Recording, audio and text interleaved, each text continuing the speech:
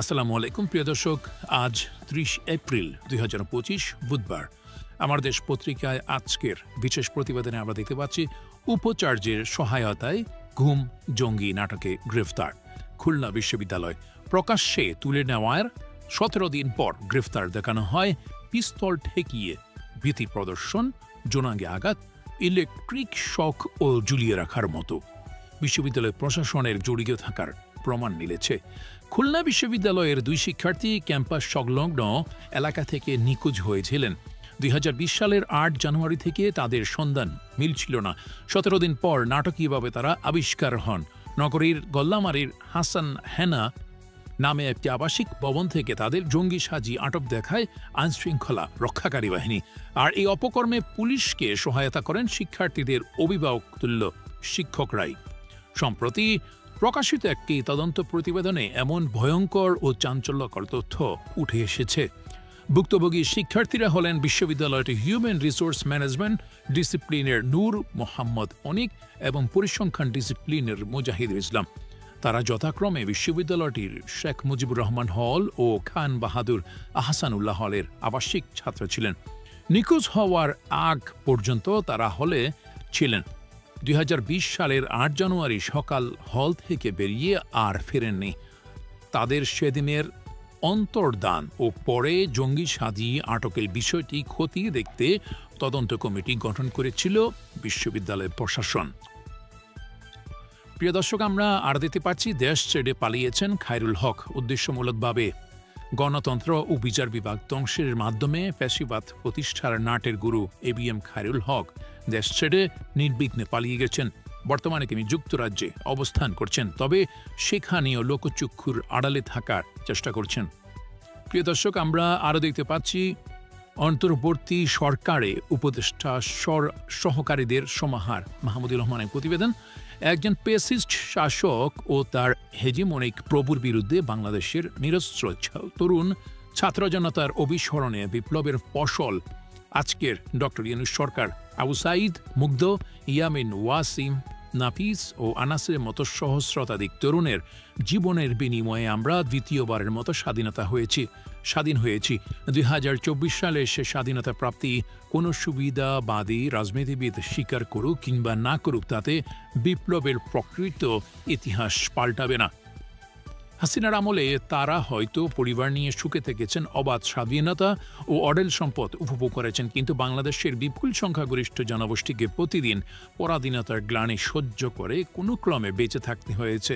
আজন্ম মিথ্যা বলতে অভ্যস্ত শেখ হাসিনা সারা জীবন ধরে মেজর জিয়ার স্বাধীনতার ঘোষণার ইতিহাস পাল্টানোর চেষ্টা করে ব্যর্থ হয়েছেন। আবারও আমি বিশ্বাস করি আশাবাদী লুটেরা হাসিনার সমগোত্রীয় ভিন্ন দলের রাজনীতিবিদদের জুলাই বিপ্লবের ইতিহাস অস্বীকার করার প্রচেষ্টা সফল হবে না। প্রিয় দর্শক, প্রথম পাতায় আরেকটি প্রতিবেদনে আমরা দেখতে পাচ্ছি বিএনপির কোন্দলে চট্টগ্রামের ৪ উপজেলায় ১৮ খুন। চট্টগ্রামে বিএনপির অভ্যন্তরীণ কোন্দল লাশের মিছিলে রূপ নিয়েছে। রক্তক্ষয়ী সংঘর্ষে জড়ছে একের পর এক তরতাজা প্রাণ। তাদের মধ্যে দলীয় নেতাকর্মী ছাড়াও আছেন পথচারী, স্থানীয় বাসিন্দা ও ব্যবসায়ী। এমনকি অনেকেই জানেন না তার জীবন কেন কেটে নেওয়া হয়েছে। উত্তর জেলা বিএনপির সভাপতি গিয়াসউদ্দিন কাদের চৌধুরী ও সাধারণ সম্পাদক গোলাম আকবর খন্দকারের নেতৃত্বাধীন দুই পক্ষের দ্বন্দ্বের আগুনে পুড়ছে পুরো জেলা। জুলাই বিপ্লবের পর তাদের নৈরাজ্যের বলি হয়েছেন অন্তত ১৮ জন। প্রিয় দর্শক, আমরা আরও দেখতে পাচ্ছি প্রথম পাতার আরও একটি প্রতিবেদন। খালেদা জিয়ার চরিত্র হননে বাড়িতে মদের বোতল রাখে গোয়েন্দা সংস্থা। শেখ হাসিনার ফ্যাসিবাদী শাসনামলে সাবেক প্রধানমন্ত্রী বেগম খালেদা জিয়াকে অন্যায়ভাবে তার ক্যান্টনমেন্টের বাড়ি থেকে উচ্ছেদ করা হয়।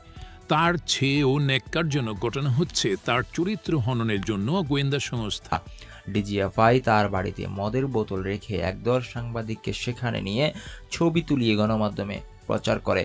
ফ্যাসিবাদের ১৫ বছর গণমাধ্যমের বাস্তবতা শীর্ষক এক মত বিনিময় সভায় এ কথা জানানো হয়। অনুষ্ঠানে এই বক্তব্য দেন রাজশাহী বিশ্ববিদ্যালয়ের জনসংযোগ এবং সাংবাদিকতা বিভাগের শিক্ষক ডক্টর আল মামুন। তিনি শিকারী সাংবাদিকতা বিষয়ে ফ্যাসিবাদী আমলের বিভিন্ন ঘটনা তুলে ধরেছেন। বইটি পিআইবি থেকে প্রকাশিত হচ্ছে। অনুষ্ঠানের প্রধান অতিথি ছিলেন তথ্য ও সম্প্রচার উপদেষ্টা মোহাম্মদ মাহফুজ আলম। প্রিয় দর্শক, আমার দেশের আরেকটি প্রতিবেদনে আমরা দেখতে পাচ্ছি রাজনৈতিক আলোচনার ভিত্তিতে ঐক্যমত্য চায় বিএনপি, স্থায়ী কমিটিতে আলোচনা। প্রিয় দর্শক, আমরা আরো দেখতে পাচ্ছি করিডোরের সিদ্ধান্ত হয়নি, আলোচনা করবে সরকার, প্রেস সচিব শফিকুল আলম। প্রিয় দর্শক, আমার দেশের দ্বিতীয় পাতার খবরে আমরা দেখতে পাচ্ছি প্রবাসীদের ভোট দানে ইসির উদ্যোগকে সাধুবাদ। প্রবাসী বাংলাদেশিদের ভোটাধিকার প্রয়োগের ক্ষেত্রে নেওয়া নির্বাচন কমিশনের উদ্যোগকে সাধুবাদ জানিয়েছেন অংশীজনরা। তবে রাজনৈতিক দলগুলো কোন পদ্ধতি অনুসরণ করলে তাদের ভোটাধিকার নিশ্চিত করা হবে সেই বিষয়ে দলীয় ফোরামে আলোচনার পর ইসিকে মতামত দেবে বলে জানানো হয়। এরপর তাৎক্ষণিক মতামত দিয়েছে কিছু রাজনৈতিক দল। এর মধ্যে প্রবাসীদের ভোট দানের দাবি জানিয়ে বিএনপি বলছে দলীয় ফোরামের সিদ্ধান্তের পর মতামত দেওয়া হবে। তবে বাংলাদেশ জামাতে ইসলামী, জাতীয় নাগরিক পার্টি, আমার বাংলাদেশ এবি পার্টি, গণ অধিকার পরিষদ সহ কয়েকটি দল প্রক্সি বাছাই পছন্দের প্রতীককে ভোট দেওয়ার অনিশ্চয়তা, কারিগরি নিরাপত্তার বিষয়গুলো তুলে ধরে। প্রিয় দর্শক, আরো দেখতে পাচ্ছি জুলাই আন্দোলনে ড্রোন নজরদারির হোতা এসপি ইশতিয়াক গ্রেফতার। বৈষম্য বিরোধী আন্দোলন চলাকালে সমগ্র ঢাকায় ড্রোন উড়িয়ে ছাত্র জনতার অবস্থানে গুলি করার হোতা অতিরিক্ত পুলিশ সুপার ইশতিয়াক আহমেদকে গ্রেফতার করা হয়েছে। গতকাল মঙ্গলবার তাকে ট্রাইব্যুনালে হাজির করা হলে আদালত কারাগারে পাঠানোর নির্দেশ দেয়। আরও দেখতে পাচ্ছি দর্শক, কুলাউড়ায় ডাক্তার শফিকুর রহমান, জুলুম রুখে দিতে জামাতকে পাশে পাবে হিন্দুরাও, ধর্ম যার যার, বাংলাদেশ সবার বলে মন্তব্য করেছেন জামাত ইসলামীর আমির ডাক্তার শফিকুর রহমান। তিনি বলেন, হিন্দু সম্প্রদায়ের উপর যদি জুলুম করে আপনারা তা শক্ত হাতে প্রতিরোধ করবেন। অন্যায় জুলুম রুখে দিতে জামাতকে সব সময় আপনারা পাশে পাবেন। আমরা চাই না কেউ তার জন্মস্থান ছেড়ে অন্য কোথাও চলে যাক। বাংলাদেশ একটি ফুল বাগান, আমরা সবাই মিলে এটি সাজিয়ে গুছিয়ে রাখবো। এই জন্য সবার আন্তরিক ঐক্য ও সহায়তা প্রয়োজন। তাহলে এ দেশ মুসলমান, হিন্দু, বৌদ্ধ, খ্রিস্টান সহ সব ধর্মের মানুষের জন্য বাসযোগ্য হবে।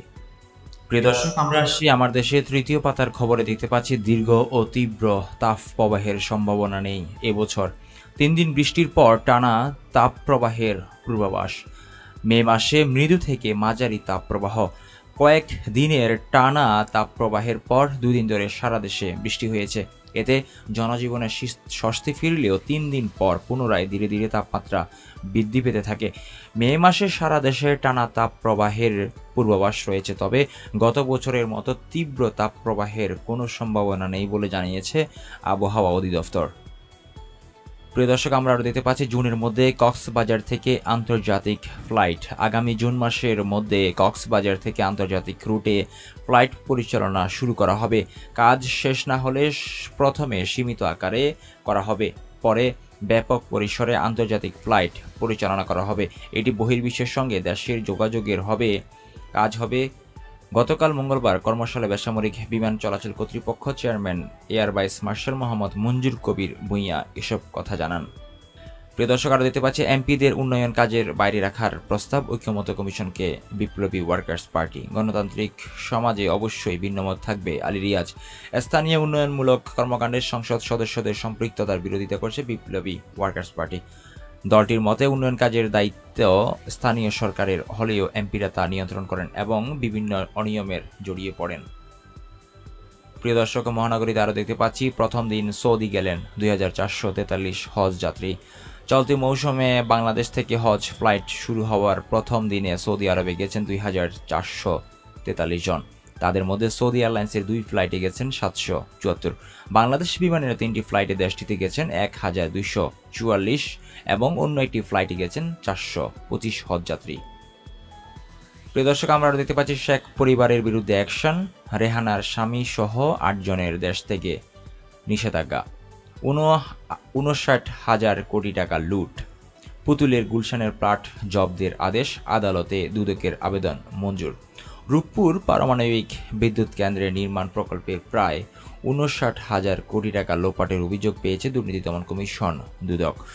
অভিযোগ অনুসন্ধান এরই মধ্যে 7 সদস্যের কমিটিও গঠন করা হয়েছে। অনুসন্ধানকারী কর্মকর্তাদের আবেদনের পরিপ্রেক্ষিতে শেখ রেহানার স্বামী শফিক আহমেদ সিদ্দিক, ক্ষমতাচ্যুত প্রধানমন্ত্রীর প্রতিরক্ষা উপদেষ্টা ও রেহানার দেবর তারিক আহমেদ সিদ্দিকের প্রতিষ্ঠান প্রত্যয় লিমিটেডের 8 পরিচালকের দেশ থেকে নিষেধাজ্ঞা দিয়েছে আদালত।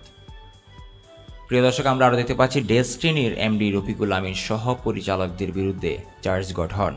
গ্রাহকদের কোটি কোটি টাকা আত্মসাৎ ও প্রতারণা মামলায় ডেস্টিনি গ্রুপের ব্যবস্থাপনা পরিচালক এমডি রফিকুল আমিন ও তার স্ত্রী ফারহাদিবা সহ পরিচালকদের বিরুদ্ধে চার্জ গঠন করা হয়েছে। মামলার বাদী পক্ষের আইনজীবী খাজা ওয়ালিউল্লাহ গতকাল মঙ্গলবার এ তথ্য নিশ্চিত করেন। মামলার অভিযোগে বলা হয়, ডেস্টিনি গ্রুপের অধীন ডেস্টিনি ট্রি প্লান্টেশন লিমিটেড এবং ডেস্টিনি মাল্টিপারপাস কোঅপারেটিভ সোসাইটি লিমিটেডের বিভিন্ন প্যাকেজে বিনিয়োগ করিয়ে শত শত মানুষের থেকে কোটি কোটি টাকা হাতিয়ে নেন রফিকুল আমিন সহ আসামিরা। প্রিয় দর্শক, আমরা আসছি আমার দেশের একদম শেষের পাতার খবরে দেখতে পাচ্ছি গুজরাটে বাংলাদেশি সন্দেহে আটকদের বেশিরভাগই ভারতীয় মুসলমান, বিবিসি প্রতিবেদন। আরও দেখতে পাচ্ছি দর্শক, জনগণের সঙ্গে পুলিশের দূরত্ব কমিয়ে আনতে হবে, পুলিশ সপ্তাহ উদ্বোধনে ডক্টর ইউনূস এসব কথা বলেন। আরও দেখতে পাচ্ছি অ্যামনেস্টির প্রতিবেদন, গণহত্যার লাইভ সম্প্রচার চালাচ্ছে ইসরায়েল। আমরা আরও দেখতে পাচ্ছি অন্যায় করলে আওয়ামী লীগের মতো ছুড়ে ফেলে দেবে জনগণ, ঠাকুরগাঁয়ে মির্জা ফখরুল ইসলাম আলমগীর। সোহরাওয়ার্দীতে সমাবেশের ব্যাপক প্রস্তুতি হেফাজতের, নারী বিষয়ক কমিশন বাতিলের দাবিতে 3 মে কর্মসূচি। রাজধানীর খিলগাঁওয়ে মঙ্গলবার সংবাদ সম্মেলনে হেফাজতের ইসলামের নেতারা। আমরা আরও দেখতে পাচ্ছি দর্শক, মোজাম্মেলের 10 কোটি টাকার অবৈধ সম্পদ। সাবেক মুক্তিযুদ্ধ বিষয়ক মন্ত্রী আকম মোজাম্মেল হকের বিরুদ্ধে জ্ঞাত আয় বহির্ভূত সম্পদ অর্জন ও অর্থ মন্ত্রণালয় অর্থ পাচারের অভিযোগ মামলায় দায়ের করেছে দুর্নীতি দমন কমিশন দুদক। গতকাল মঙ্গলবার বেলা 3টার দিকে রাজধানীর সেগুনবাগিচায় দুদকের প্রধান কার্যালয়ে প্রেস ব্রিফিংয়ে এই তথ্য জানানো হয়। প্রিয় দর্শক, আমরা আরও দেখতে পাচ্ছি এখানে হাসিনার বিরুদ্ধে ইন্টারপোলের রেড অ্যালার্ট জারির সিদ্ধান্ত।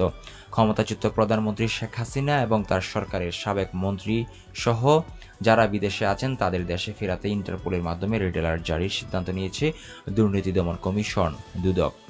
প্রিয় দর্শক, আমরা আরও দেখতে পাচ্ছি ঢাকা সহ সারা দেশে নামছে বুয়েটের নতুন ব্যাটারি রিক্সা। থাকবে গাড়ির লাইসেন্স, চালকের প্রশিক্ষণ ব্যবস্থা। মূল সড়কে ব্যাটারি চালিত রিক্সা চলতে পারবে না, সংশোধন হচ্ছে আইন, আসবে নিয়মের মধ্যে। প্রিয় দর্শক, আমরা আসছি আমার দেশের একদম শেষের পাতা, শেষ খবর। জুলাই বিপ্লব নিয়ে অনুপ্রাণিত হয়েছিলেন আবু সাঈদের শাহাদতে। দমেননি ছাত্রলীগের নির্যাতন ও পুলিশের গুলিতেও উন্নত চিকিৎসা না পেয়ে চোখ হারানোর অভিযোগ। গুলিবিদ্ধ হয়েও আন্দোলনে ফের গুলিতে চোখ নষ্ট। বৈষম্য বিরোধী আন্দোলনে আবু সাঈদের শাহাদাত বরণ পুরো দেশকে জাগিয়ে তুলেছিল। রংপুরে তিনি পুলিশের গুলিতে নিহত হওয়ার পর ক্ষোভে রাস্তায় নেমে আসেন লাখ লাখ তরুণ যুবক। তাদের অন্যতম ছিলেন ফেনী ছাগলনাইয়া পৌরসভার দক্ষিণ মধুপুর এলাকার সাইদুল ইসলাম রাকিব। প্রথম দিকে ছাত্রলীগের হামলায় গুরুতর আহত হন, গোপনে চিকিৎসা নিয়ে আবারও রাজপথে ফেরেন। পরে হাতে গুলিবিদ্ধ হয়েও বাড়িতে যাননি। পরদিন পুনরায় মিছিলে গেলে চোখে গুলিবিদ্ধ হন, তাকে উদ্ধার করে নেওয়া হয় হাসপাতালে। সুচিকিৎসার অভাবে নিভে গেছে তার বাঁ চোখের দৃষ্টি। প্রিয় দর্শক, এই ছিল আজকের মতো প্রতিবেদন। দেখা হবে পরবর্তী ভিডিওতে। আল্লাহ হাফেজ।